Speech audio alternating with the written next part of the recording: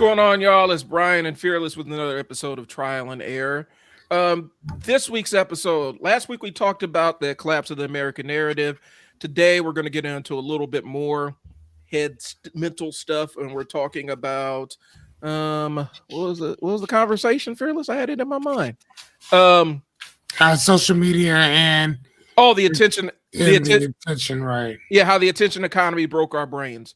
And what that basically means is right now on social media, the concept of social being interaction, human interaction, there is an economy on social media.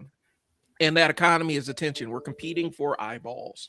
And as a result of competing for eyeballs, some people become shameless. They'll do anything. And so that's kind of what we're talking about. But also we're going to tie in adult literacy rates and childhood literacy rates and all kinds of other fun stuff. And I have something, some nerdy stuff, some nerdy stuff about journalism to get off my chest too. This is probably going to be on tonight's live stream as well. And so all that and more on this episode of Trial and Error. So this week, before we get into the conversation, Fearless, you got anything you want to get off your chest? Anything in your brain? Anything you just want to put out there in the universe? Do you know what? Before we go ahead and say whatever you need to say. I am going to show everybody the book that I just finished. Cool. So, guys, the thing that's been kind of bugging me, and this is just my journalism nerd coming out. A couple weeks ago, Fearless and I talked about Barry Weiss and taking over, was editor-in-chief over at CBS, Paramount Studios or whatnot. And I kind of speculated that there was going to be some immediate fallout from that. And lo and behold, 60 Minutes has a pretty sizable controversy, and it might even be a constitutional crisis based on the way that it rolls out. What happened was they had a story about people that were Venezuelan migrants who were moved to that prison, I think is in El Salvador, not mistaken. Yeah. And basically talking about the torture and abuse and all kinds of really, really, really, really horrific stuff that they encountered during this time there. And basically this Barry Weiss spiked the story. What that means is an editor saw a story and killed it. Now, the reason she gave was the administration wouldn't comment. Like, they reached out to the administration to comment on some aspects of the story. And the administration refused to comment. And so she used that as an impetus to say, well, since the administration didn't comment, we can't run with the story, which has never been the case. We've seen it on the local news where they say, we reached out to such and such for comment. We have yet to hear back. Hey, we have yet to hear back, correct. Right. But she used that as a reason to spike the story. And the reason why and even the reporter who did the story said this is politically motivated, because it doesn't necessarily paint us in the best light in terms of what our domestic policy is for migrants. And so they spiked the story. And so that is a huge stinking deal that's not going to get really publicized that much, but it is a big deal, because basically what that her spiking the story confirms is all the administration has to do at CBS is say, hey, we're not going to comment on that, and they'll kill any story that is critical of their policies, which is not necessarily great for American people. Now, I do have plenty of problems with broadcast journalism, some aspects of commercial broadcast journalism as it stands, and corporate journalism, but 60 Minutes, for better or worse, has kind of been a standard where their editors allow their contributors to move forward with stories without a lot of interference. And so now we're actually starting to see interference from the top down, and that is a disturbing trend. So it's going to impact the way that you guys receive information collectively. So that's really what it is, and that's just been something that's on my mind. I don't know what how far this fallout's going to go, but it is not a good thing when we're spiking stories that are just because they're critical of U.S. policy. That's not the way it needs to be. And it's happened before, but in 2025, where we have information at unlimited technology, come on, we can literally see the story and go watch it and see what was kept from us. So that's what it is. What you Okay, got? okay, so no. So how does this matter? So one of the things that we're talking about today is about what is our stuff called again? The Uh, attention economy. the attention economy broke up, right? I'm just talking about it now, right? Mm-hmm. So kind of what you're talking about right now is you said that one of the biggest problems with this is that this is going to change how we start getting our news, Yep. start receiving our news.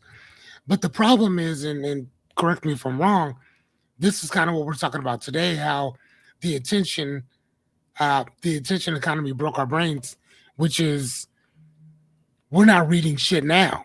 Yeah. And this So is gonna. no, so it's not like this stuff is coming later. This stuff is here now, and we're still not gonna get it. Well, and it's going to get swallowed up. Let me zoom out a little bit. This is going to get swallowed up. What's going to happen is this essentially is going to get swallowed up in the news cycle. So this happened.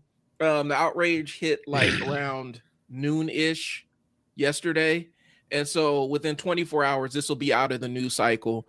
And it really shouldn't be. It should be something that is alarm bells, because 60 Minutes has had a lot of issues over the last year with established veteran editors and reporters leaving because of censorship. And not censorship in the way that I don't get to say racial slurs on whatever. We're talking about censorship in this story doesn't paint this administration or this specific government entity in a great light, and so we're going to exert our influence to suppress the story. And that is a thing that's happened, but never on this scale where it's this overt. Specifically on 60 Minutes. 60 Minutes is kind of a different beast. And it's just interesting to see where this thing is going to go. And I think a lot of times people say, well, news is censored because I don't like what I'm seeing in the news. Like the news doesn't align with my political ideology or personal ideology, and that's why the news is censored. No, the news's job is to be biased towards whatever the truth is. Right.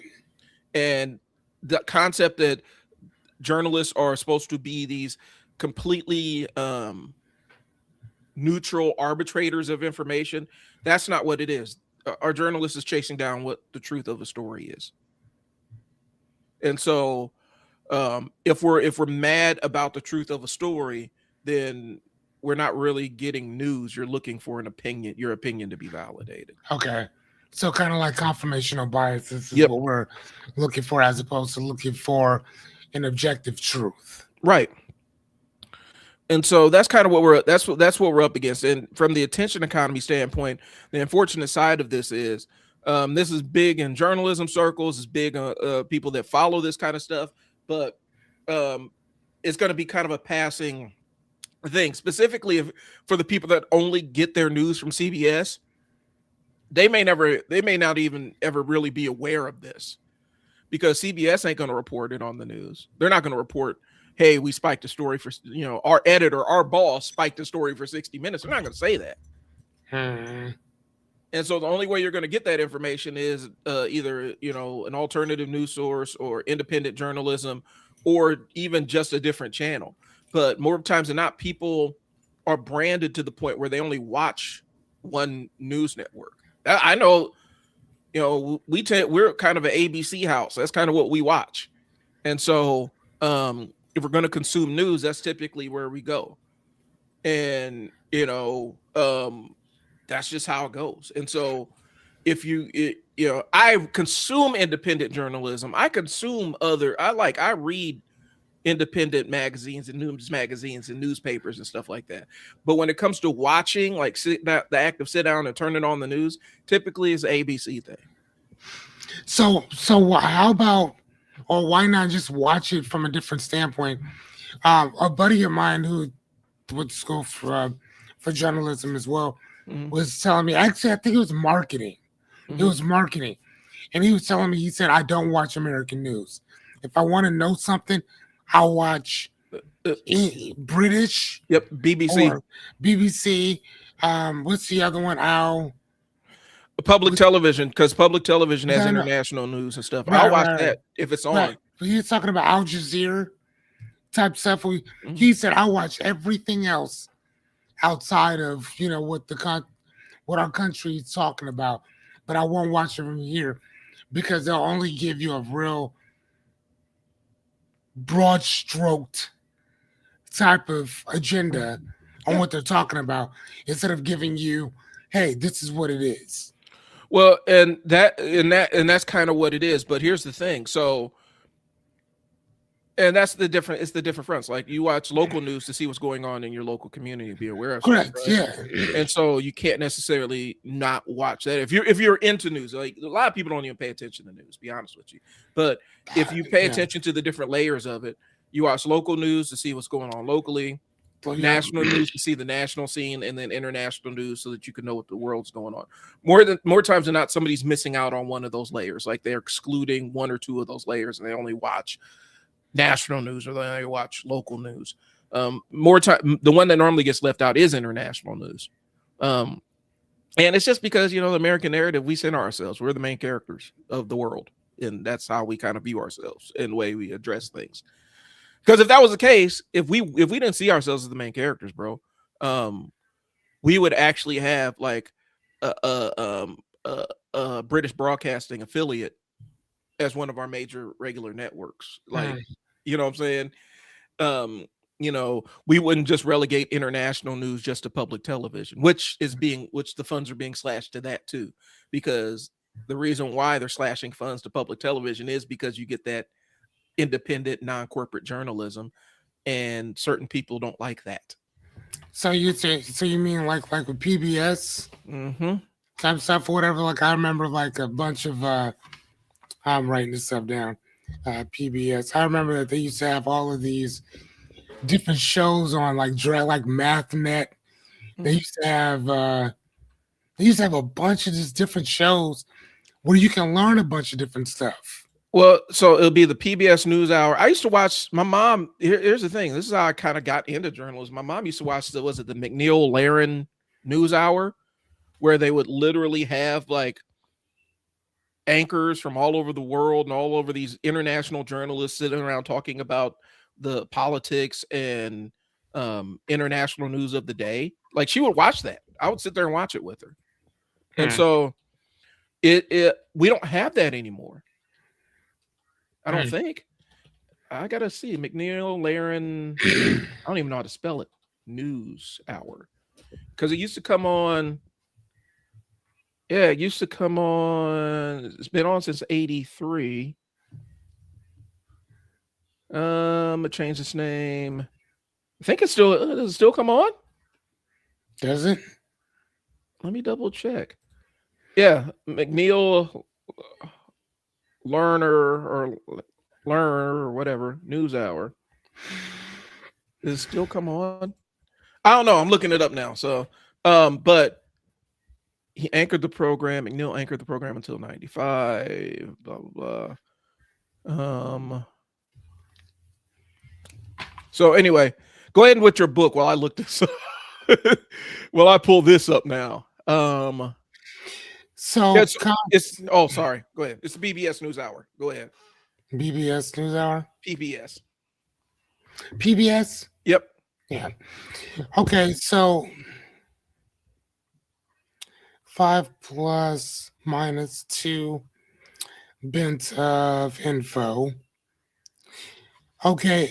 So Gregory Bates, and I cannot remember what the hell that man did for the life of me, said that conscious awareness is based on a couple different numbers. 5 plus minus 2 bits of information. Hence, if you remember why a phone number is technically 7 digits, it's because of him. But if you really think about it, it's more than that. But the prefix of the number stays the same. So your area code is going to stay the same. It's not going to change. So ours would be 402 or 531, right? That would be our number. 712 is, what is that? Council Bluffs, right? I believe so, yeah. All right, so 712 would be Council Bluffs. But that that prefix will always stay the same. So the numbers, on the other hand, the 7 numbers that is your phone number will change. But if it was actually more than that, we'll probably forget stuff. So Gregory Bates basically said that we are going to remember 5 bits of information or plus 2 things added onto that or minus 2, right? Mm-hmm. So it could be 5 plus, so you might remember 9 things, and then you might subtract it by 2. So whatever it is that you can remember, you're going to subtract that by 2. Now, unconsciously, you remember billions of bits of information, but your mind will only filter 5 bits, 5 plus 2 minus 2 bits of information, right? Mhm. So on the high end, it'd be 9. On the low end, it'd be like 3 to 5, somewhere up around there, right? Right. The reason why I'm saying all this is very simple. What our phones, TikTok, Instagram, and all that stuff is doing is it's lowering your conscious awareness bits. If that makes any sense. So if you're able to remember 5 plus 2 bits of information minus 2, right? Mm-hmm. It's lowering that 5 number down. It's lowering it. So instead of you remembering 5 plus 2, it's that you remember 2 plus maybe 1 or 2. Okay. Hey, grab me 2 things of water. Okay. Thank you, son. You understand what I'm saying? I understand. Well, it's lowering it on that level. Now, unconsciously, now here's the thing. Like, this is where I want to go with this. Unconsciously speaking, your conscious mind has to filter out. Thank you, buddy. Yep. Thanks. Your conscious mind has to filter out the information that's coming in. Otherwise, you will go crazy, literally, because you're taking in way too much information. When we're watching steadily videos, these feeds, these what are they called, the shorts, Mm-hmm. and all that stuff, what it's doing is it's giving you little bits of dopamine, dopamine, dopamine, dopamine. And then you keep scrolling. You watch this video for a little bit, scroll up, watch a video for a little bit, scroll up, watch it. You see what I'm saying? So you're kind of like giving yourself these dopamine hits. But what's happening off air, put your phone down and go do something else. Mm-hmm. It's tearing up that conscious bits of information. It's Robin Dunbar. Well, Yep. right. So that book is based on oh my God, what is that book based on? That book is based on I think it's Gossip. Mm-hmm. Stuff. I got it over here somewhere. But Robin Dunbar talked about that a lot based on our based on what we could pay attention to. Yep. I was going to get into that. I didn't mean to pop it up on the screen, but I was looking it up to. Right. Yeah. No. But yeah, his stuff is like really good. But he's also the guy who talked about where why people gossip and all that stuff. But a lot of those dopamine hits. But my point of the matter is when you have a whole bunch of dopamine hits, you're not going to be able to focus on anything. Yep. That's also the reason why kids, for the most part, find it difficult to concentrate because they find reading boring as shit. Whereas a text message, they can read that all day long because it's a dopamine hit. Reading is not a dopamine hit if you sit down reading a book or something, because it's more long term as opposed to short term. Right. With the text message, you read it, bam, bam, bam, done. You know what I'm saying? Even when somebody sends you like a holy Bible of text, me, I love those type of things. Mm-hmm. Somebody else is like, bro, you got to shorten that. You know what I'm saying? Because our ability to stay focused has shortened. Why you think that Steve Jobs said that he would not let his kids on an iPad because he understood what it was. Well, and that's one of the things. There's so much that goes into what you just said. So many different layers to it, and so many different directions we can go. Dunbar's number is 100% a thing, and the idea of it is, so we can kind of explain it to the fam. Dunbar's number basically says that is 150 is the maximum number of stable relationships or meaningful relationships a person can maintain at any given time. But he was also talking about any tribal, yeah, type of thing or whatever. So in a social construct, right? So when you sit there and say that, man, I got 5,000. Like I have like close to 5,000 friends on Facebook.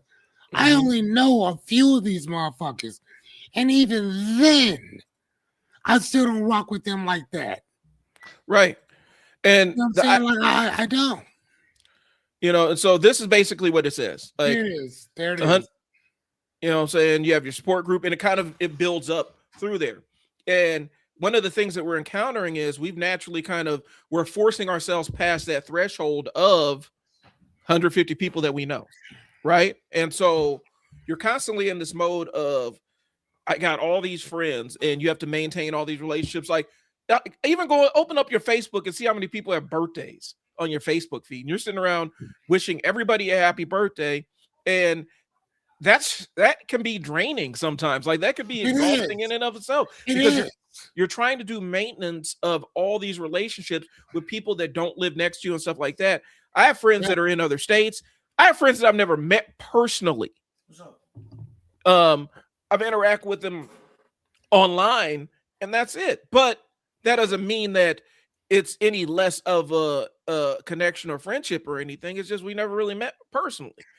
But the idea is we can hold 150 meaningful relationships at any one given time before we start letting weaker relationships drift away. Mm-hmm. And that's friend groups, that's family groups, that's work groups, like any group of people. And yes, there have been like Dunbar's number is not absolute. And a lot of times these cognitive theories and cognitive science-based things, they're always being challenged because that's part of the process. Part of science is disproving the theory, right? But it's always been around 150. Even other people that challenge it has been around 150. They'll say it's more, they'll say it's less. But you only can maintain that many. And basically what we're doing is you're forcing your brain. We're trying to force our brains to expand and have all this capacity to hold all these other people in our thoughts and activities and stuff like that. And we're not really meant to. I joke around a lot when I say this, but I'm like, human beings are not meant to have this level of direct access to people's half-aborted thoughts. Like we're not meant to have instantaneous access to all these people's half thought out thoughts. And that's what we got on social media. And so in the attention economy, everything's competing for our eyeballs right now. And social media, in a way, that's how they make money, right? Like they sell ad space and put it in our social media feed. And that's how they make money. So they're competing for our attention too. To your point, talking about how the dopamine and all this other stuff, I saw this young lady on TikTok, and it wasn't necessarily scientific, but she was kind of quoting some statistics, and she was talking about cognitively with younger folks and some older folks. Let's not just pretend it's just the domain of the kids, because people ain't reading anyway, right? Adults ain't reading. But she talked about how a lot of times the kids, they can read a word and not know what that word means. Yeah, their comprehension has gone away. They can sound out what the word is, but have no concept. They have no ability to comprehend what was actually said. Yes.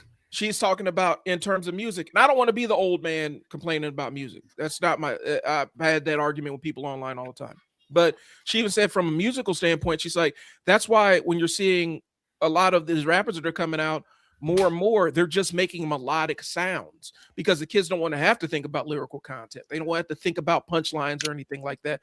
And I make fun of this line all the time, but what is it? Lil Wayne, real G's move in silence like lasagna or something like that. Yeah. She said if he said that nowadays, it would go over a bunch of kids' heads. Yeah. She's like, they may not even know what lasagna is or have any experience with it directly, just because of how filtered our worlds are. So we have instantaneous, immediate access to every repository of knowledge that exists in this device right here, and no intellectual curiosity to look it up. Less than ever. We're more incurious than ever. And so there's so many different things that there's so many different aspects of this social media thing that's hitting us. And it's not just kids. It is, I know we like to harp on what it does with kids, but there are adults whose brains are getting cooked by getting cooked by social media on a daily basis. And the fact, okay, here's the last thing. And here's the other thing. We've monetized the ability to get attention, right? Like people have social media accounts where they get paid. I got social media accounts where I get paid, right? But when you monetize attention, what does that do to the attention? People will pursue it any way that they can get it. And so you see the craziest shit on social media for people chasing down the attention. Absolutely batshit insane kind of stuff. And it's not just us, regular run-of-the-mill people. We got to worry about government officials tweeting out wild, insane, attention-driven stuff. Mm-hmm. Like, cooked. We're cooked, man. And it's not changing anyway. So how do we address this? Like, what do we do to? Because here's the thing, and it's something I've said is the price of integrity is cheap in the attention economy. Like integrity is up for sale in the attention economy. All I have to do is give you some eyeballs, and you're willing to do and say whatever. There's different angles I can go. Like you look at like what Nicki Minaj is doing, what Candace Owens is doing, like saying stuff that they know is counterfactual because it gets them attention and eyeballs and controversy. Kanye is doing it because it gets them attention, eyeballs, and controversy. Every time Kanye's about to drop something, he jumps online and says something insane. Like it's not even his music anymore. He just hops online and says the most insane stuff, and that's how he tries to get attention for it. You know what I'm saying? I mean, I don't think he tries. He does it. Yeah, for better or worse. That's how Charlie Kirk operated. That's how Ben Shapiro operates. That's how a lot of these grifters in these spaces on the left and right operate. They'll get online, say something controversial. Charleston White was notorious for that until his 15 minutes faded. And so people get on and say the most insane stuff just for that little dopamine hit of attention, or sometimes the money that comes with it. You know, one thing that I wanted to say about that is that one of the things that you said was how like the kids don't know how to sound the word out, but they won't know what it means. I ask my son all the time, hey, do you know what that word is? Like, no, I don't. So the one thing that I do as a father that's sitting there reading with him, and my son's 13, so like, don't get it twisted. Look that word up. I used to get that all the time. Go look that word up. Go see what it means, right? And even when I read books today, modernity. I didn't know what modernity was. So I had to go look it up, right? And I'm like, okay. And then there's a few other words that we hear on a consistent basis that I didn't know. So I go look it up. And here's the thing. Hold on one second. Hold on. Well, talk right quick. Yeah. I'm going to get this book and I'm going to show you what I'm talking about. Hold on. And I'm kind of reminded of the joke because my mom used to do it all the time. If I asked what a word was or how to spell it, she'd tell me to go look it up. But pneumonia. I got hit with that. She thought it was funny, but I mean, and it turned into like a stand-up routine, to be honest with you. But looking up, Mom, how do you spell pneumonia? Go look it up. Go look it up. I could sit here for 5 days and never find how to spell pneumonia. But the thing is, guys, I used to have to go get the dictionary. If I need to know how to spell a word, I used to have to go get the dictionary. And, my mom wasn't playing about it. If I asked her what a word meant, she would send me to go look it up too. And that's how I learned a lot of words. I learned one of the things, I learned vocabulary because I never, like, my mom wouldn't baby talk to me, and she wouldn't let other people use baby talk around me. She would talk to me like in complete sentences, like a person who can understand it. It wasn't talking above my head like it was geared for a toddler, but she never talked down to me or anything. And that's something we practice with our own kids. We never baby talked our children, and that's why the kids are kind of verbose. Right, yeah. And even that word means to just be extremely talkative. Yeah. Or whatever, just like the word loquacious. Yeah. And usually you'll find people who love to read also love etymology as well. Mm-hmm. So one of the words was obfuscate. How do you pronounce that? Obfuscate. Now I know I just said it this morning, and now I can't say it because you didn't. Obfuscate. It's a hold on. Obfuscate. Obfuscate. It's obfuscate. Obfuscate. So like I did this one with another word. Oh my God, what was that word? I couldn't get it. Peculiar. Mm-hmm. Because if you read peculiar, it's peculiar. But then when you say it's peculiar, right? So so that word, which basically means obscure, to blur, to confuse, to complicate, to cloud, to muddy certain things. So it makes it a little awkward to not awkward, but it blurs what you're trying to either come across or what you're looking at, right? Mm-hmm. So that's what the other word is modernity, and then another word was is that wizened? Yeah, wizened. Wizened. I never heard those words before. So as I'm reading this book, let me get the book for you. As I'm reading this book, that's the first thing that pops into my head. I'm like, oh, let me go look this word up or whatever, because I don't know what it means. Now, based on the sentence, I can kind of gather and assume that I know, but I don't want to assume. I want to know what it means, because this is a word that I don't know. And I don't know if you can see that, but I circled it and I wrote it down or whatever. But then if I go back in my book, I red pen everything, especially good points or something like that or whatever. So that's what I do when I don't know a word. That's how I look it up. Whenever they talk about a book, in a book, you know what I do? I go look that book up and I go buy it. Well, and so yeah, that's called intellectual curiosity, and I think that's one of the things that's actually missing. I have a little segment on my live stream that I do on Tuesdays or Wednesdays, depending on when I'm home. It's called Words Mean Things. Oh, that's nice. And so last week, the Words Mean Things was talking about the use of in our regular parlance of the words liberal, conservative, and neoliberal. And so like we were talking about last week. Yeah.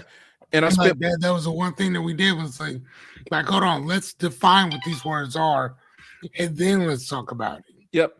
And I spent like 30 minutes on it, talking about the differences and policies and stuff because I think a lot of times people don't understand when we talk about words and our usage, we kind of have two separate meanings of most words that get thrown around, where you have your rhetorical, like if you're talking about words that come from psychology, sociology, therapy, or stuff like that, typically there's two different lanes that those words operate in. There is your everyday normal parlance, and our rhetorical words, the way that we talk in rhetoric cycles, and then the other side is what these words actually mean per the discipline they were born in. So there is a sociological definition of racism versus a rhetorical definition of racism. There's a sociological version of conservatism versus the rhetorical version of conservative. So do you see what this says? Yep. We talked about that one. This is exactly what you're talking about. Yep. Or whatever. And I gave this, I bought two. So Miss Miss Jennifer Mullen, PhD. I bought 2 of these books. One I'm keeping for myself to read. The other one I bought for a friend of mine who's a therapist Mm-hmm. or whatever, that I bought for her because she wanted to understand what it was like to to give therapy um to to black people or people of color in general. And I was like, and I read this book and I got this book from not got it from, there's a gentleman who I just finished his book. I forgot his name. Sorry, bro. But he became a doctor. I think that we talked about it. Yeah. But anyway, so he became a doctor and he was talking about her book, and I'm like, oh man, that sounds really good. So I went in and bought her book. And yeah, and I haven't read it, so please forgive me or whatever. But I read his book. His book is pretty good. Don't get me wrong. Yeah. But what he was talking about just kind of really resonated with me, and I went in and bought his book too. So yeah. And there's another layer to it, because I think we mentioned a couple weeks ago. The reason why that book is important, why that matters, is because on one hand, specifically narrowly black people, we've been excluded from a lot of cognitive studies and things along those lines, and how and when they start talking about how different mental or neurodivergent traits emerge, we start talking. We don't necessarily, there's different patterns of how it's recognized, different things that you see, different, in different populations, different subgroups, depending on where they are in the American socioeconomic strata. There's different ways that people manifest some of these things. Like anxiety looks different in a kid that grew up where environmental violence was common. It looks different than a kid that grew up in the suburbs. So anxiety looks different in these two different socioeconomic pathways. And so it's important for these conversations are important because black people have never been centered in mental health conversations.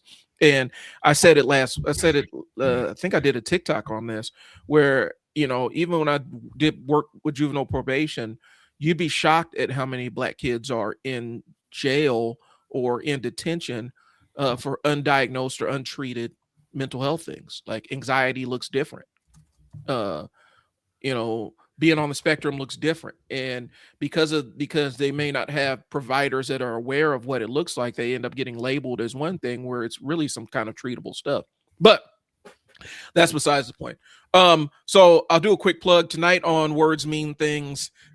We're going to be talking about begs the question and how much I hate hearing that specific phrase. Begs the question. Begs the question. I hate when I hear people, and it's all over social media. I've heard intelligent people say, I've heard educated people say it. It doesn't beg the question. It raises the question. It does. Whatever you're thinking, if something makes you question it, it doesn't beg the question.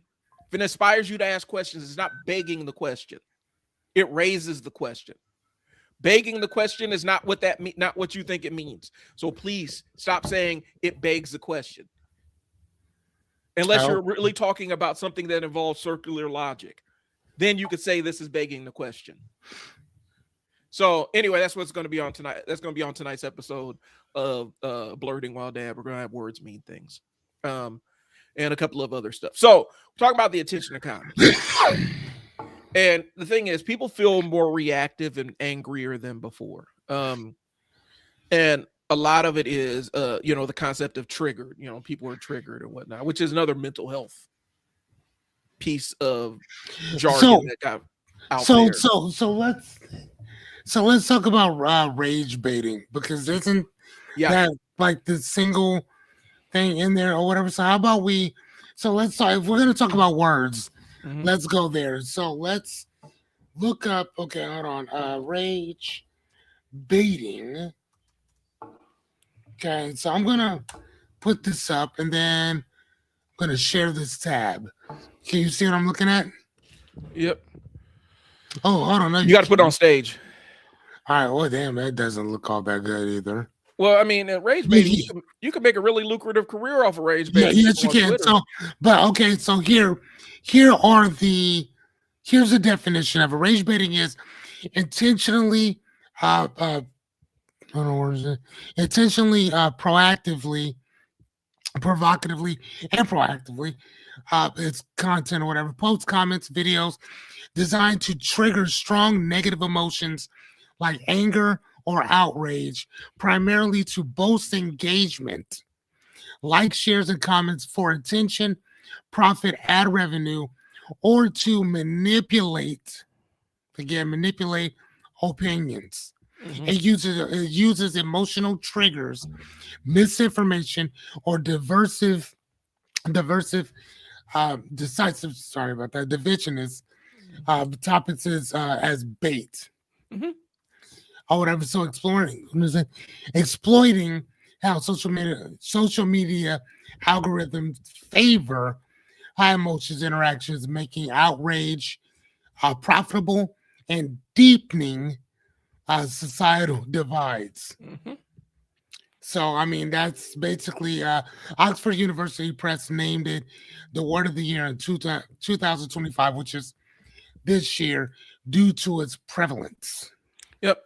And that's the thing. I mean, the reality is, man, like you can make a really lucrative career rage baiting. Like a lot of these people, these talking head grifters that have these big audiences, that's all they That, do. that, that that's their objective, and sadly enough, the part about this that really sucks the most, and I'm gonna be honest with you guys, that most of the people who are rage baiting, you don't feel the same way that they're actually talking about. No, They ain't got no problem with black people. They ain't got no there's- problem with the Hispanics. They ain't got no problem with nobody. They know you got a problem with people, and therefore they're going to piss you off. That are going to give them ad revenue. That are going to make them some money. That are going to make you follow, share, subscribe, leave a message, Mhm. right? And so, and then that happens. Well, and the thing is, man, like people have gone on Twitter and made and paid Twitter accounts where you actually get paid for engagement and just said inflammatory, incendiary, sometimes racist, sometimes homophobic, sometimes super sexist stuff, just because they know people are going to be like, oh, I hate this so much. And then they share it to everybody that they know. And it ends up becoming this ongoing cycle where they just jump in, say something crazy, and people are going to respond negatively towards it. And then they sit back and count the money flowing in.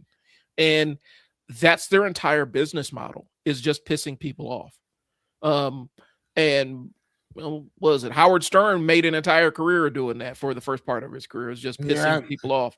and now he doesn't. Right. Now he's real chill and cool, calm, because now you're getting to see exactly who he is. Now I'm not saying that that's who he was then, Hmm. but shock value was what they were. That's what they were trying to do. That's what it was called back in the day, shock value. Nowadays, boy, you gonna have to bring something totally different to the table to shock me. Well, and to me, it's like a really hollow kind of existence. Like you exist, you don't exist to be helpful. You don't exist to elevate voices that are not being heard. Right. You exist to infuriate people. And Yep. so, what is your world like in real life? Because that, in my mind, you don't just shut that off. Like, that's not something Well, you just shut off when you go to your regular real life. Like, you right. don't just, you're not this gregarious, incredible person off here, but then you log on and you're absolute terror and you just piss people off. I don't think that shuts off. And to me, that's kind of an empty existence. I don't know.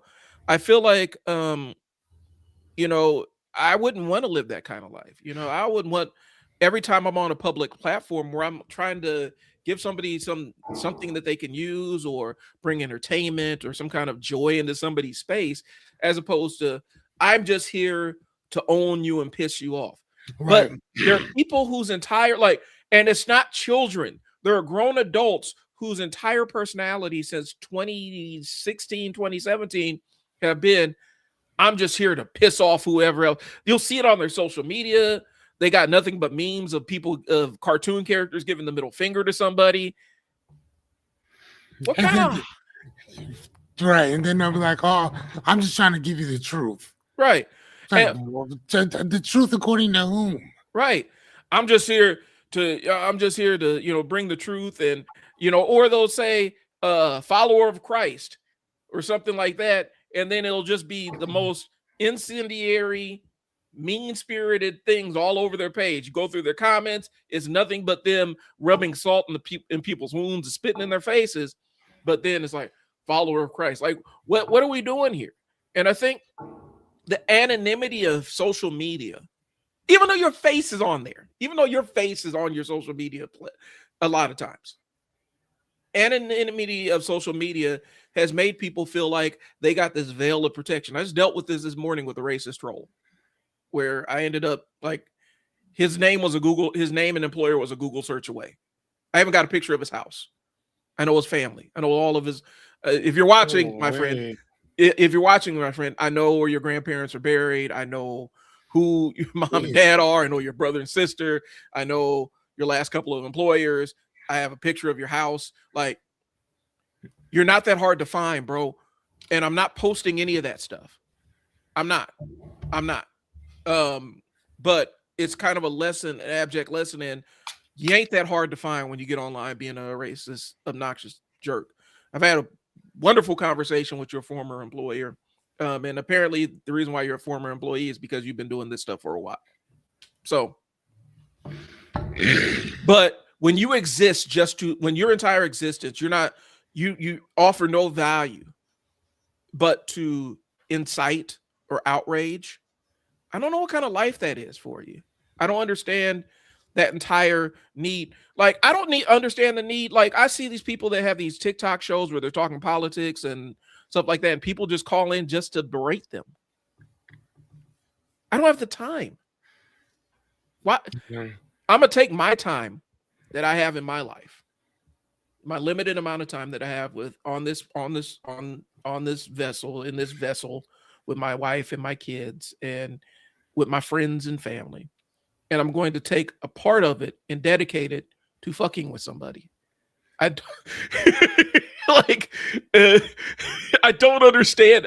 I'm gonna make your life miserable. I make your interaction with me miserable. So that's what you're gonna remember of me. That you interacted with me and I was completely miserable to you. I don't understand that line of thinking. But again, this is the attention economy, because the attention economy rewards that. You get your dopamine hits with little thumbs up or smiley faces or ha faces or whatnot, right? Right. So, sorry, I didn't mean to dominate that piece of it. No, I love it. I love it. You gotta do what you gotta do. So, but yeah, people feel more reactive. Even people that are savvy on social media, like I do this, like this is what I do. Like, this is my business, like the social media side of it, managing other people's social media, managing my own. That's kind of my business. And sometimes you could even feel like I got to compete for attention. I posted something on YouTube the other day and I had 600 views and no likes, one down vote, one thumbs down. And I'm like, ooh, that stung a little bit, but it's a real thing. And so it's not about whether you can outsmart the attention economy or the morality of it. It's about how these things are hitting our brains. Right. Peerless talked about it a little bit earlier with reading comprehension and stuff. I will go on a little bit to say, from the adult standpoint, adults are reading even less and their reading comprehension scores are down. And it's not just educated people or uneducated people, it's educated people. One of the marketing concepts you kind of learn is, if you want to reach the most people, communicate at a 4th grade reading level, because that's where most people are. And it doesn't matter if you got doctors, lawyers, super educated people, they're only comprehending stuff that they don't have, non-technical stuff that they need to consume or stuff they don't have to consume. They're only comprehending at like a 4th or 6th grade reading level. That's how you reach most people. Every marketer knows this. What does that say? Does that still equate to today? Yeah. You Really? got to, if your biggest message, if you want to reach the biggest group of people, you need to be under a 6th grade reading level. because that's where most adults in America are.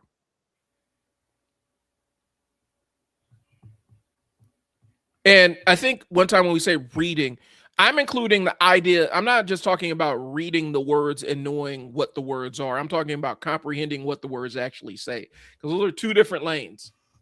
And most people are comprehending at a level that's lower than their reading level. Gotcha. So they may not understand what the big word sounds like and what it says, but they may not know what it actually means. And they may not understand the context, like different contextual clues that makes words different. So like sometimes a contextual clue could make a word mean a completely different thing than it actually means. Some of those don't pick up on it.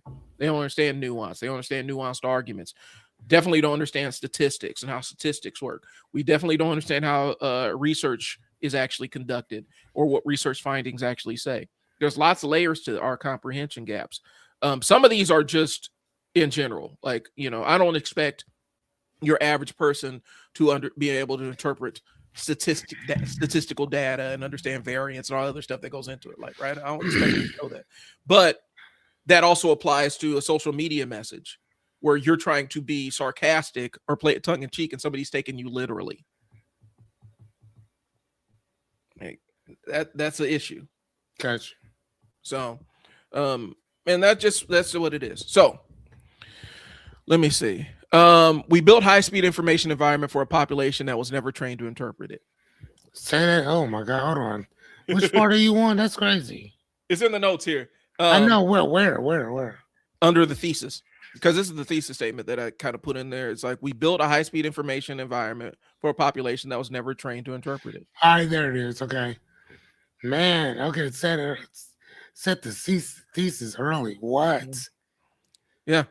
Wow. I mean, but okay, so what do you mean by that?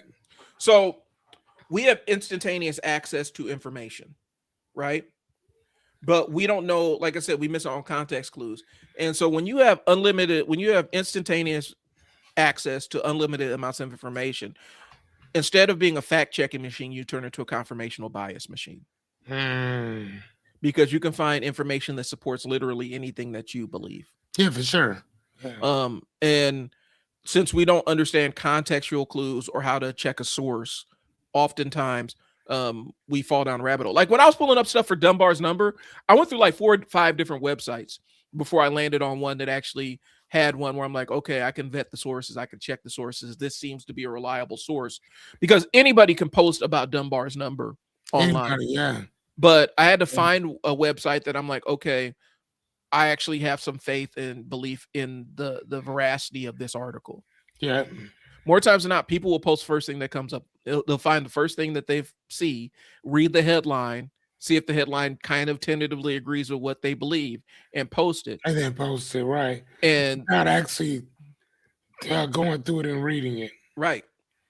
Because going through and reading it sucks for a lot of people. That's the boring part. Nah, that's a good part. I love that. I love that. But I love that. Take a pen and paper, get out and start. And like for me, like I buy so many red pens, it's crazy.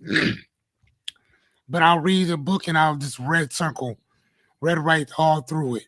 So then I can always go back and then I'll put on the at the beginning of the book, whatever. So if I'm on page 17 or if I'm on page 137, I'll do like number 137, and then I'll put something in there like go read or rewind or whatever.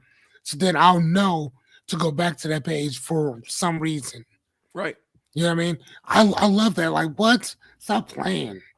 Well, no, please. And that's the thing though. Like, literacy rates are always lower than we expect them to be. And we expect that the person sitting next to us can comprehend the same things we can comprehend. And a lot of times they cannot. And that is not a method. That's not, a lot of times that may not even be a socioeconomic thing. It may just be a habits driven thing.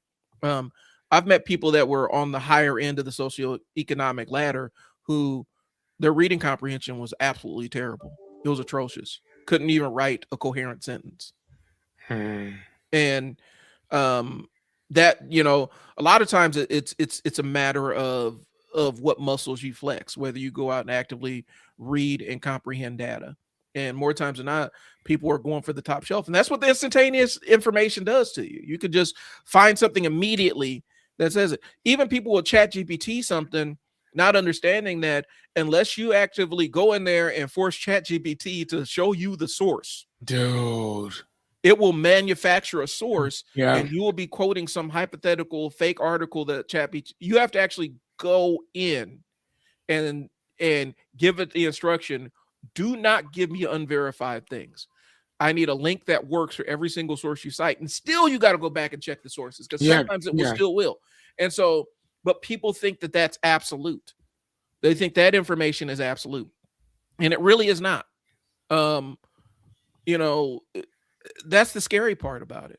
And we're kind of hurtling towards this. Again, the young lady said, she's like, this is why the kids can't, kids don't read. That's why a lot of times a lot of modern music coming out. And it's not just a hip hop thing. You could say it for rock, you could say it for pop, different forms of pop music is literally just melodic noise because the lyric, the content of what somebody's actually saying don't necessarily matter or people aren't sniffing it out. I've always been the outsider when it comes to hip hop specifically, because I've had the argument with people like, "What do you mean you listen to the lyrics first? You don't hear the beat first?" No, I listen. I always, yeah. So do I. Yeah, it's always I've always listened to the lyrics, and like that's why you are listening to Biggie and I'm listening to the Polyrhythmatics. Like both have lyrics, both lyric content, but one is a lot denser than the other one, and I can enjoy both of them equally, but just in different parts of my mind. Mm-hmm. And I think what happens is specifically with pop culture always gets boiled down to the lowest common denominator, regardless of what you think, because that's the easiest thing to access. And so we don't like complex themes. We don't like things that you actually have to bring your brain to. No. Collectively. No. So I was looking up your boy Robin Dunbar. Yep. And I think that he talked about it in the book Gossip and other whatever, but then he also talks about it a lot in Friends, Understanding the Power of Our Most Important Relationships. Mm-hmm. I think that's where he really gets into a lot of that. And again, that's just me, again, whenever we're talking about stuff like this or whatever, like I love sociology in general, like love it. I love that stuff because again, it explains why we do what we do.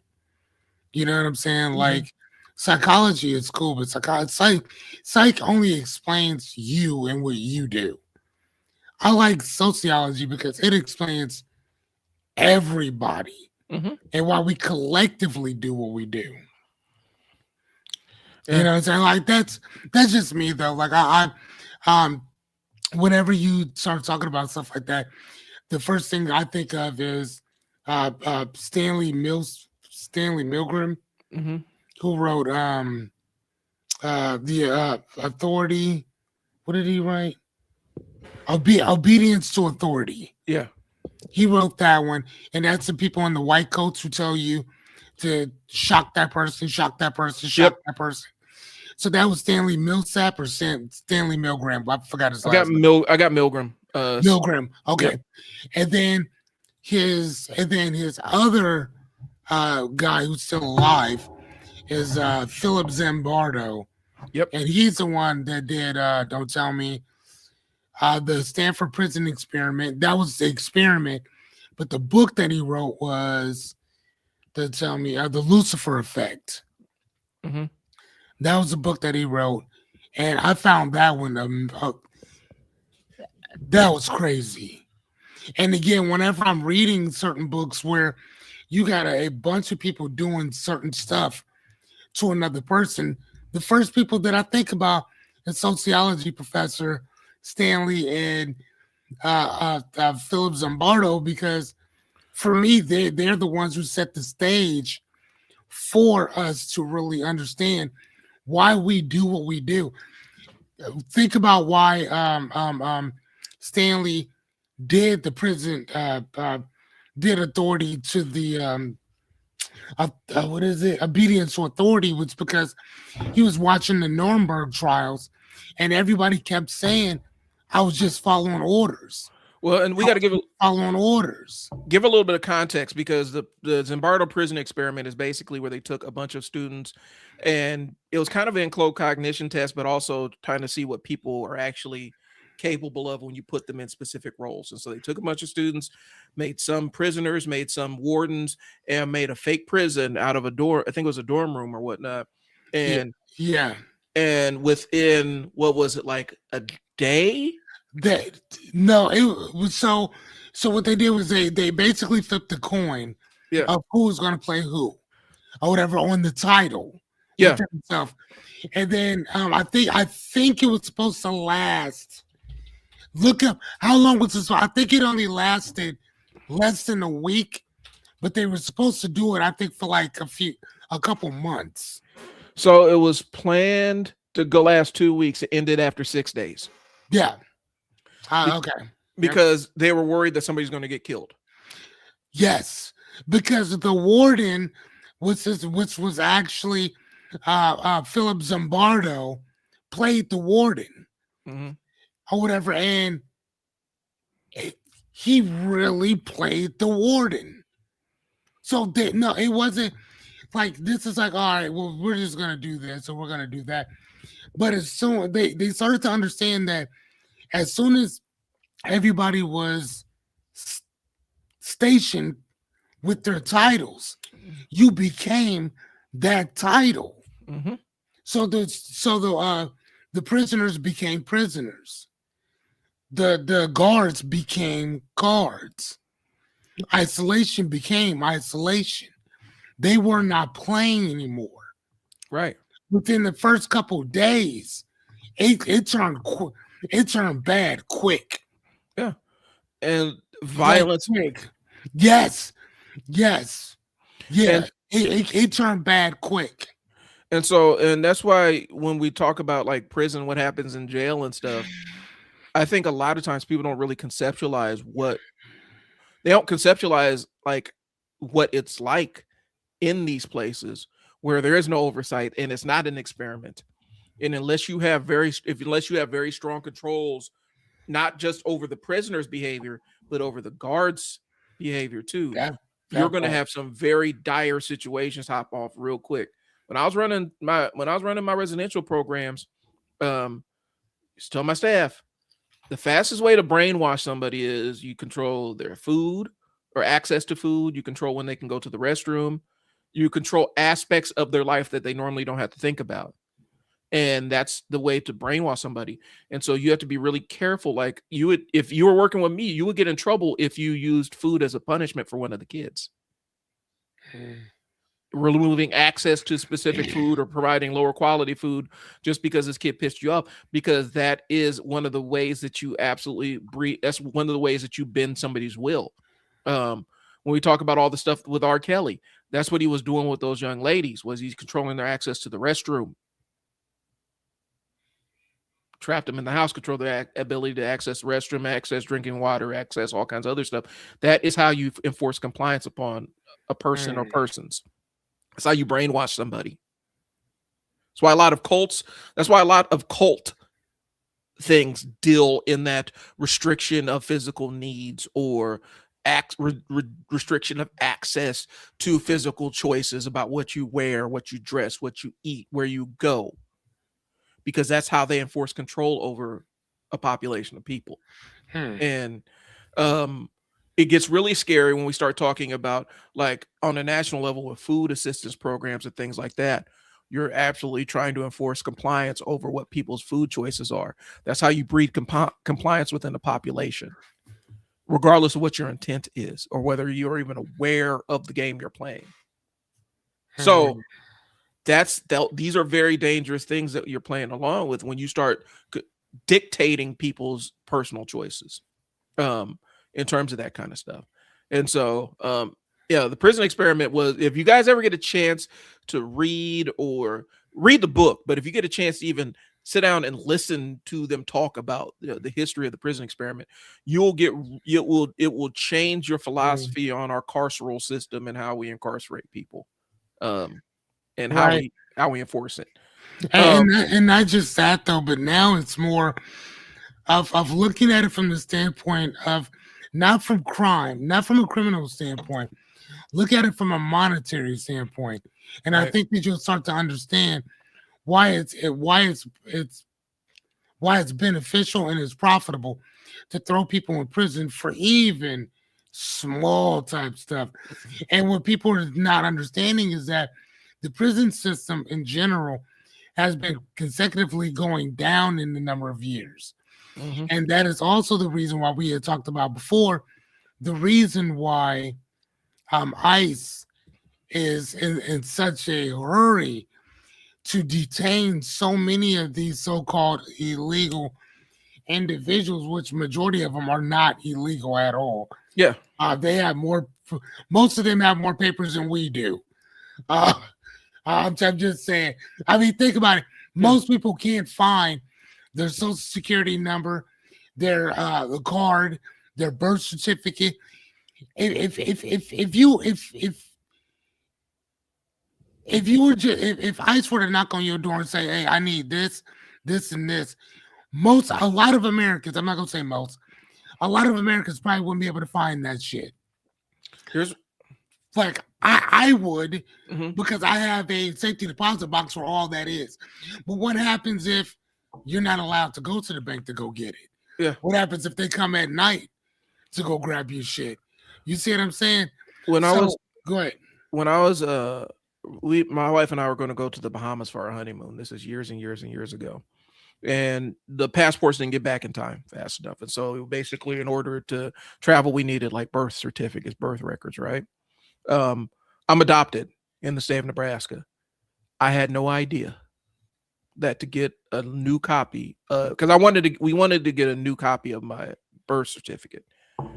To get a new copy of my birth certificate required like me going to 4 different offices, talking to like 6 different people, and then traveling 50 miles to go get a printed copy of it and paying a fee. The amount of hoops I had to go through just to get that was crazy. Now, let's think about if you are in one of these towns that's within 100 miles of a border where Border Patrol doesn't need warrants for a lot of different things. They can just demand proof of your citizenship. Now, let's say you grow up in one of these cities where there's a large urban population, where they used to have one of those municipal city hospitals that got shuttered in the 70s or 80s. That didn't maintain any of their records. Didn't back them up to microfiche. There was no computer to back it up to. What I'm saying is there's a lot of people in this country who are our age, Fearless, me and you, they're our age. They were born to hospitals that no longer exist, and it's almost impossible to find their birth records. Right. So imagine now you are in one of these cities where ICE is just snatching people up and demanding proof of citizenship. I mean, now here's the thing, though. I mean, if we are talking about it, we're talking about 11 to 14 million people that are actually here, and we're not just talking about Hispanics. We're talking about people from all over the world that are actually in the United States in general. I'm talking about American citizens who don't have access to their birth records easily. Oh yeah. I know somebody right now who doesn't. Right. And I think a lot of times we take for granted that this stuff is easy to find. Listen, if I didn't have a car, I would have never gotten my birth certificate. Like, there was no faxing it, there was no emailing it. I had to physically drive to an entire other city to go pick it up. And I had to do that before I got on a plane the next day. I think we take for granted a lot of things that some people have easy access to. We take for granted that everybody in our country has easy access to. There are people in Chicago, there are black folks in Chicago right now that don't have access to their birth records because the hospital they were born at no longer exists. It no longer exists. And those records didn't get backed up. And they didn't get backed up. Yep. And that does happen. Yeah. And so that's what happened to the person that I know. Are you saying that the majority of people? Okay. I love the fact you come on here, Liberty Twitcher. The thing I'm going to ask you to stop doing is you're saying that the majority of people being deported. If we're going to lead with those kind of questions, bro, like, make it based on something that was actually said. I know, but ask it as a question. So I didn't say no. I didn't say that. No, actually, no, that was something that I said, Yeah. which is actually backed up by please. As soon as they said that, I started looking up. Homeland Security said that, not me. That was Homeland Security who said that majority of the people that they're just rounding up and sending off or whatever are people who actually have papers. Yeah, and Yes, that's also the reason why they've had to let those individuals go, because they did have the papers. There was also an addendum sent out from Trump's office telling people that, hey, telling ICE to stop just picking anybody up. Stop doing that. Hold on one second. Because you're messing up restaurant businesses, hotel businesses, and other businesses. That's why they stopped doing that. Because there's a whole raft of comments. Here's the thing I'm gonna tell you, bro. I need you to understand the difference between a declarative statement and an interrogative statement. Just putting a question mark at the end of a declarative statement does not make it a question. It makes it a declarative statement with the question mark at the end of it. What's on the screen is more of a declarative statement. Am I saying that? No, I never really said that, man. And so when you're saying, but give me a second. I want to make sure you see exactly where I'm getting my information, because I don't want you thinking that we're just up here just talking stuff. Give me one. And I think we're doing a little bit of obsessing over the sample, because you're picking out one specific thing. Yeah, we're talking about. We're talking in the context of what we're talking about is there's a lot of American citizens that do not have instantaneous or easy access to their birth records. And when you live within 100 miles of a border state, the rules are a little bit different. And so a lot of American citizens could get jammed up without having easy access to birth records to prove that they're American citizens. And so these are nuances that don't happen. Right, but then the nuances that we are talking about is that a lot of these individuals who are so-called illegal actually still pay taxes the same as everybody else, who get loans like everybody else, who actually still participate in all the same stuff that we do. So when we say the word illegal, again, one of the things that we were talking about before is that we have to be very careful about the word and the terminology that we use. And maybe we need to define it on our end beforehand or whatever, because to sit there and say that somebody's illegal, I mean, technically, if you're not a person of color in America, you're technically illegal. Nobody got here illegal. Nobody got here legally. Like you know what I'm saying? So again, we can play this little tit for tat game of what's the word I'm looking for? Of when I say something and then you say it, and then we kind of put these things man, and see, that's the reason why we shouldn't be online all the time. But there's a certain word I'm looking for. It'll pop to me. It's a great thing about my mind. But again, though, semantics. Sorry. Wait, because at this point we're getting into semantics or whatever, and I don't want to do that or whatever. What I'm saying in general is that under our president and Homeland Security, this is what they've been talking about. That's all I'm saying. And they have let people go. They have actually rounded people up who actually did have papers. You can go to any publication to go find them. And we're also, in a lot of cases, we're talking about a matter of process, right? Like, in order to make an asylum claim, you have to physically be in the country. Like, you can't make an asylum claim necessarily from outside in a lot of senses. And so, yeah, they're illegal, but they're also claiming asylum. And so there's protections for people that have asylum. What we're doing is the process got changed midstream, and a lot of people that were in the asylum seeking process all of a sudden were the process was removed and pathway was removed from them. And so all of a sudden now they're illegal. And so asylum's always been legal, and seeking asylum has been legal in this country, but we've changed the process and we're pretending like the process has always been that specific way, and it has not for a lot of people. But the context is, I feel like we're kind of going far afield, because yeah, we mentioned illegals, but I was talking about the conversation that started this was I was talking about legal citizens who don't have access to their birth records. Yeah, it was so yeah, and that's kind of what I was Yeah. talking about too. But I was also talking about the standpoint that people that are being deported also have that they have so much documentation that say like, hey, no, they're okay, and they're still being deported Mm-hmm. no matter what. And so that was just kind of like a comment that I was throwing out Mm-hmm. in general with what agreeing with what you were talking about. Yeah. There was a gentleman that I knew that he was born in a lot of cases that happens in the military, Mm-hmm. that you're born in another country, then you come here. Technically, you have dual citizenship for the most part. But you're born in another country, and depending on what was happening at that time, if that hospital doesn't exist anymore, you're done. You're donezo. And there are people I know that are experiencing that. Like I said, I experienced that to a degree, except my birth records, they were just hard to get, not non-existent anymore. Right. They weren't destroyed anymore. And I think one of the things that we run into is we forget a lot of that nuance when we have these conversations, because the other side is they're starting to find corollaries with a lot of like Proud Boys, and a lot of these separatist militias all of a sudden are ICE people and working within immigrations enforcement. And what happens when you are a legal citizen who no longer has access to the birth record and you're being detained by a white nationalist?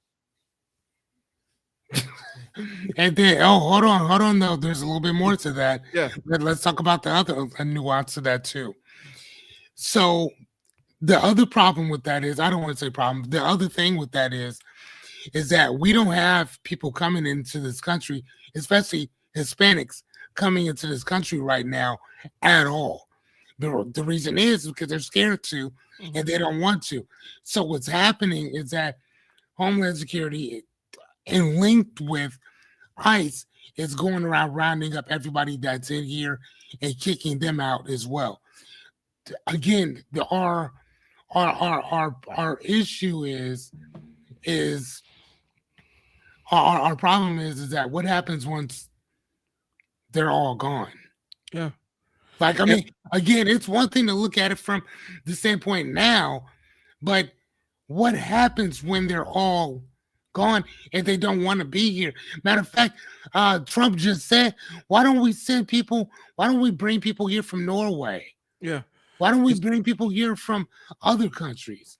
Why do we have to have ones from the shithole ones? And a lot of times people from Norway ain't trying to come here. They got the entire national endowment where they all got money. Yeah, why the fuck would they want to come here? Why would they? We're a third world country as far as they're concerned. And so, like, don't do that. And so the thing about it is, and yes, the denaturalization process should be alarming to all American citizens, because if they can denaturalize a foreign-born American citizen or a person that's here, how long is it before they try to test it out on somebody here? Because the Constitution hasn't necessarily mattered to this administration. It's never really mattered. It's been kind of a it's a yield sign is what it is. It's a social contract. If we're looking at things from a traffic standpoint, it's a yield sign. It's not a stop. It's a yield sign. It's, I see you, but I'm just gonna go ahead. As long as I can see I'm okay, I'm still gonna keep going. And I it's think a yield sign. And I think the issue is, a lot of times it does come down to the matter of empathy, because when people don't necessarily have empathy, they think that what's happening to somebody else could never happen to them until it happens to them. And we've already mentioned, now this is journalism nerd. There's already on a journalistic record of Trump kind of intimating that they've kind of have some handshake informal agreements with El Salvador to offshore American prisoners. Yeah, American-born prisoners, not just people that get deported. People that were born here are prisoners in our court system. Offshore them in El Salvadoran prisons, some of the most brutal prisons in the world, where people do not survive. At what point does that shift from? First of all, he's saying, "Well, it's very, very bad people." Okay, so what point does a very bad person go from having a whole list of felonious assaults and all kinds of other stuff and murders and all kinds of other stuff. At what point does it shift from all this stuff to this person disagrees with me? I mean, and then not only that though, but from a philosophical standpoint, what does very, very bad people mean? Right. I mean, are you talking about people who sank our economy? Are you talking about people who give each other information back and forth so that you can help your friends become multi-billionaires while you shit on the rest of the country? So what about becoming a president and you're already you're a criminal yourself? Like So- you're actually a criminal yourself. You are a convicted felon. Like now. Like you can say whatever you want, but those are facts. Well, and so we're getting Whatever. like, So again, like, what do we mean when we say? What do we mean when we say very, very bad people? Because I think that our sense of very, very bad people may not be the same as his sense of very, very bad people. If that makes any sense. I ain't got no blood on my hands. well, and when we remove the gates around how we treat prisoners, because society is only determined by how well we treat our prisoners, right? And so if we're saying that we're willing to take our prison people that are literally the either the state's responsibility or the federal state, like the Fed, the government's responsibility. When you become a prisoner, you're basically a ward of the state or the feds. And we're willing to take them and put them into a jail, a prison that has no oversight, and it's not under our jurisdiction or laws. You are bending. You've basically made them non-citizens. That's an entire thing. I don't know if you remember, Fearless, a couple years ago in Chicago, they had a entire thing with the Chicago PD that got in trouble because they had a black site operating in Chicago. What is that? So they would take people that were detained, not arrested, detained, not formally charged. They'd take them to a site that was off the public record, and that's where the torture would happen. And they torture people into confessions. They were shocking people with car batteries and punching people in the testicles and beating them and all kinds of other stuff, beating confessions out of citizens. And they did it off record. They had a site that they could do it so that people couldn't necessarily say where they went to. That was in the United States of America. And this was like, I think the article was 2012 when I was following up on that. And so that was such an egregious thing that a lot of people who were involved in it got fired and jailed. But we're going to basically take Americans and offshore them or even talk about it. The fact we're even discussing it, Overton's window done shifted. The fact that this is even in conversation. And so these are things that people need to be aware of. And so the DI super bad criminals and terrorists, Trump wants to expand that authority. Anybody with technology. Yeah. And so at some point, the pushback has got to be like, we got to draw the line. And I think you draw the line before you get to this super bad criminals and terrorists. Like you say, you can't denaturalize people, period. And unless there's some super egregious offenses, some very specific offenses, and you have to be able to prove beyond a shadow of doubt that these offenses occurred. And so we're trying to move the narrative. But not to put this aside, but let's jump back. Let's get back on to what we're talking about. Sure. Yeah. So we're talking about the attention economy today, Liberty Twitcher. And so we're talking about literacy rates and things like that. And it's not a school thing. It's not a schooling thing. We talked about it back and forth about who's responsible for it. At some point, you're responsible for your own literacy. And I think a lot of times people are opting out of things where they have to comprehend or invest their mind in something that they're reading. Oops, I got rid of my notes. And Liberty Twitcher, I think that you're really I'd love to read or hear some of your opinions about this, because I know that you are a staunch supporter of literacy in general. And I'd love to know a little bit about what your experiences have been pertaining to this, because I know you're an employer or whatever. So have you noticed, again, I know that math has been the literacy in math has gone down considerably in general. But Liberty Twitter, have you noticed just reading comprehension in general that have gone down when you're looking at applications, when you're talking to applicants about the job that they actually need to do? Like, what have you seen? Okay, so uh, how do you expect people to want to be literate if they weren't held to literally standards, see standards by one the schools and by two the parents? Yeah. Yeah, and yes, like very much so.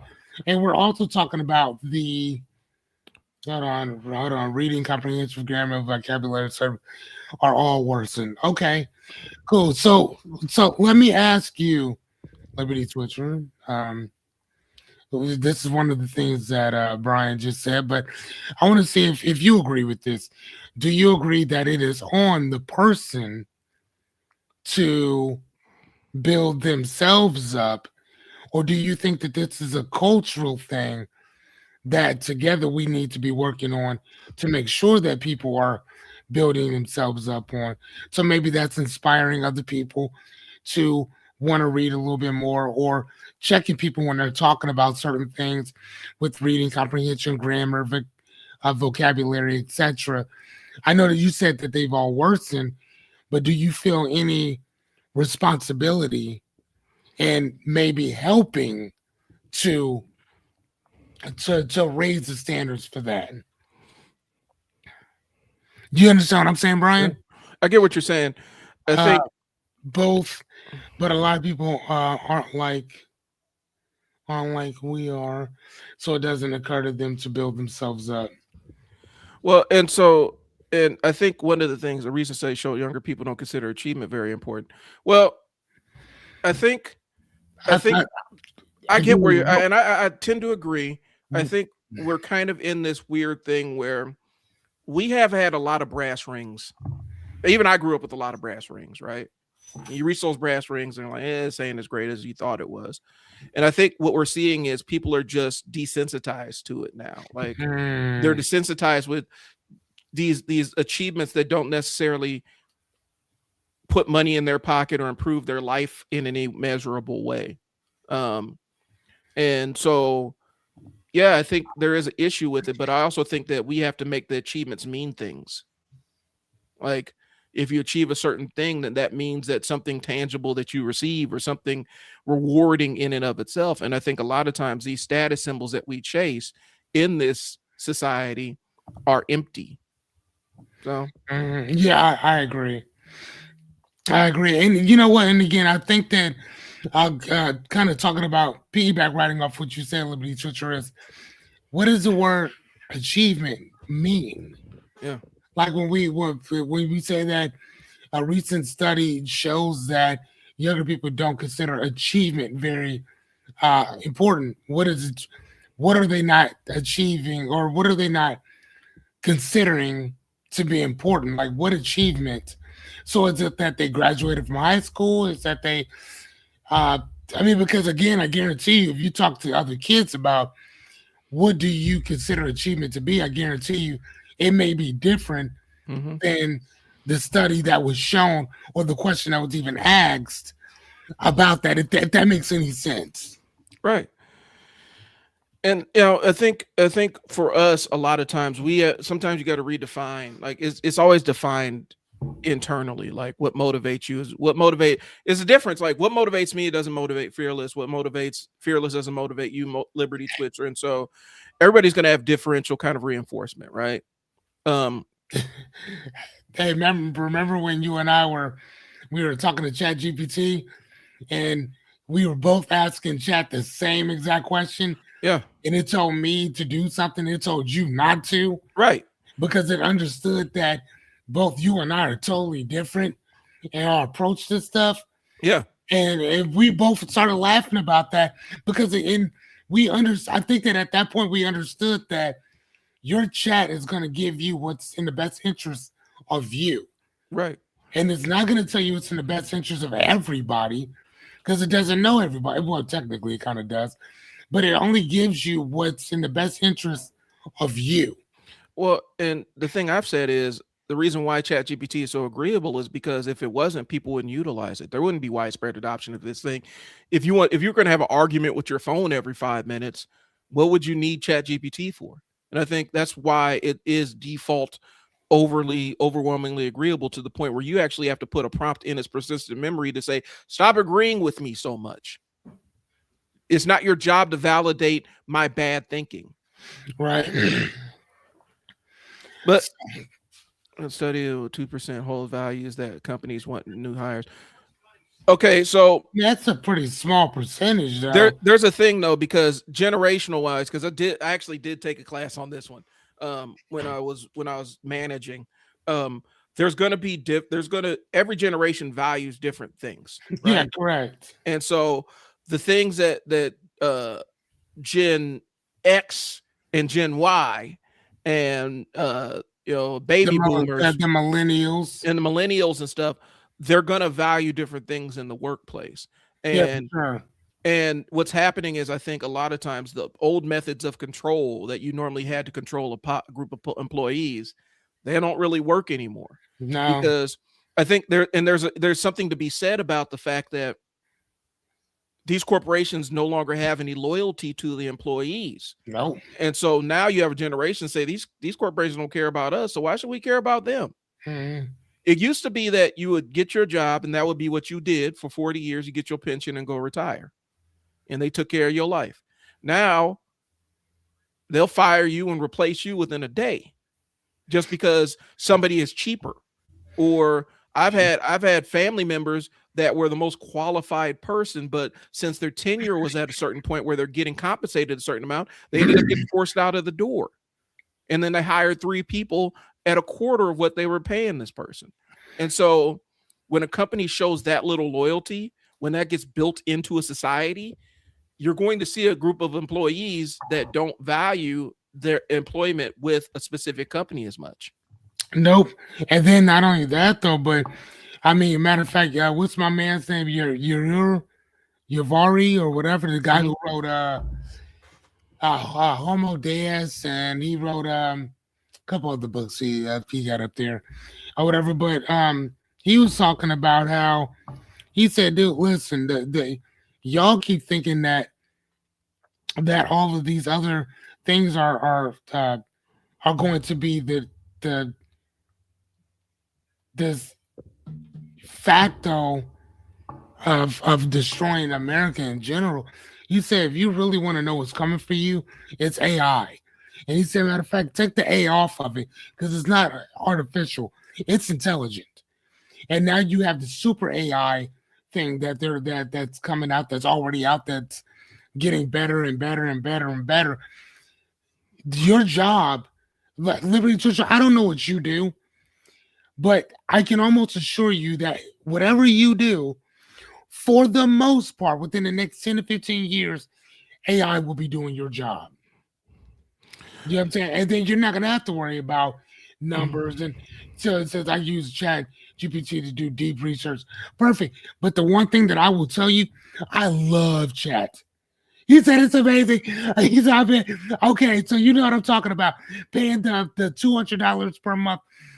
But here's the one thing that I will tell you, though. Chat has been known to be wrong. A lot. Wrong, my friend. And again, I'm going to college myself. Hold on. Fix a legal brief for far less than my attorneys would in charge of the basic. Okay. I mean, yes. No, I 100% agree with you. But when it comes to everything, but I mean, matter of fact, even them, lawyers, eventually, they're about to be out. Well, like they are gone. They're about to be gone. If we're going to talk about, talking about power using of AI, so I use, but Fearless will tell you, I use AI agent. Like I was using Manus before it kind of crossed over and stuff. And Manus has a lot of the ChatGPT Pro features on it for less. It's just limited on credits and whatnot. And I will use I will force Manus to double check ChatGPT and use ChatGPT to double check Manus. Yeah. And sometimes they'll still be wrong. And so it is being mindful of the fact that it will hallucinate no matter what you do. But I think and I have a friend out working in tech, and he's kind of the gatekeeper, works in HR out in Silicon Valley. The thing that's going to be the determining factor of how people get hired in the new world is how well they utilize AI as a tool to offload menial tasks, how efficient they are. That's where prompt engineering comes in. I've already built a couple of custom agents. I've already done a couple of courses on prompt engineering. I actually sell custom prompts that I built at my little stand store or whatnot. And that's going to be the determining factor between who gets what jobs. How proficient can you force AI to do things that are low leverage and you need quick answers on? And how accurate can you force AI to be? And so Yeah. I think that's going to be a lot of determining factors, because I still think you're going to need a human element in some of this stuff. As long as AI is right drawing people with seven fingers, we're going to have AI. There's going to be some level of oversight. But No, that's really, you're really saying something. I decided to go back to school myself or whatever for philosophy and therapy or whatever. But here's the thing: I'm not going to school because I need a job. Like, if that makes any sense, Liberty Church. I'm not going to school because I need a job. I think that if you look outside your door, you can tell and you can see that there's a whole lot of work to be done, but there's not a lot of jobs to do it. So that basically means that if you go to school today, your whole objective better be working for yourself in some facet, or you better have a connection to somebody else who actually has a hiring ability to be able to what's the word I'm looking for? To aneptize you for the most part, or whatever. Because if you do not, I'm just telling you, you may or may not have a problem. right. Like, I'm just saying, like, I'm not trying. I am not. Hold on. And it's never been easier to work for. Yes, if you have an issue, yes, for sure. Work for yourself. So I'm not going to school because, oh my God, I want a better job. No, I'm going to school because I need the certain tools, strategies, and tips to be able to help people to question things a little bit better. Sorry about that. Hold on, my camera. Hey, dude. Hey, man. The AI on the camera. AI on the camera. Hey, I got to turn this thing in again. You do? The back of it busted open again. Oh, wow. Again. Dude, I'm telling you, this thing is like, and it might be because I have it plugged in all the time. That could be it. Where it's cooking the battery. It's cooking the battery. It might be cooking the battery. So either way, I don't know which one this one is, but I do have a warranty for both. So I'll just either get another one or, like, I don't know. I gotta call Diane to get my other one though. It might be worth getting a little webcam that you keep plugged in all the time, like a extra bulked up webcam. I know, but dude, they don't work like this one does though. That's true. What? No, I'll send you a couple, because there's a couple that have it has the same head on it and some of the same technology and sensors where it will track you. It's a webcam, but it's just all it is the webcam. It doesn't have the whole stabilizer gimbal under. Okay, cool. As long as it tracks me, that's all I care about. It's the OBS-Bot. I'll send it to you. So, that's an aside. And I gotta actually, speaking of being a business owner, I got a 12:30. So this is what we're gonna talk. This is what we're gonna wrap up with here. Thanks for tuning in, Liberty Twitcher. As usual, great conversation. The thing is, you're gonna tune in. We're gonna challenge you. I'm gonna challenge you if I think that it's something we're challenging. And so the back and forth is all love. All right. Indeed. So the thing about it is, we're talking about the attention economy in social media, and the thing about it is, I had said it earlier, the price of integrity is cheap in the attention economy. And so what are you willing to sell your integrity for? And a lot of times people are willing to sell it for some clicks and some likes and maybe a little check from a social media company. You need to make sure that if your kids are invested in this intention economy, make sure they're able to read. And so we're going to clarify a few things about literacy, because we were talking about this and then we kind of got. So for clarification, literacy is not just reading words. Maybe this can be the final word we say on this. Yeah. Literacy is not just reading words. It's interpreting meaning. It's understanding context. It's evaluating claims. Okay. There's context, there's subtext, there's pretext, there's all kinds of textual, metatextual things that shape our ability to comprehend what is being read, what is being said to us, what we consume. Right, as well as critical thinking. Right. And as the attention economy forces us to flush and bombard ourselves with dopamine all the time, it gets harder and harder and harder to really pause for a second and see, do I really understand what's being said here? Right. Do I really get what we're discussing here? Mm-hmm. And I think oftentimes that isn't the case. Right. I think we're kind of predisposed to jump to conclusions and things along those lines. And so just guard yourselves against it, guys. That's all we're saying. That's it. Understand that person that you're talking to, they're reading comprehension. You may be reading comprehension at an 8th grade level. They may be at a 4th grade level. And you both went to school at the same time and graduated from the same school. Okay. That's just how it be. That's how it be out here. So, these platforms are incentivized for us to dump our attention into, and they're incentivized to keep our attention span short.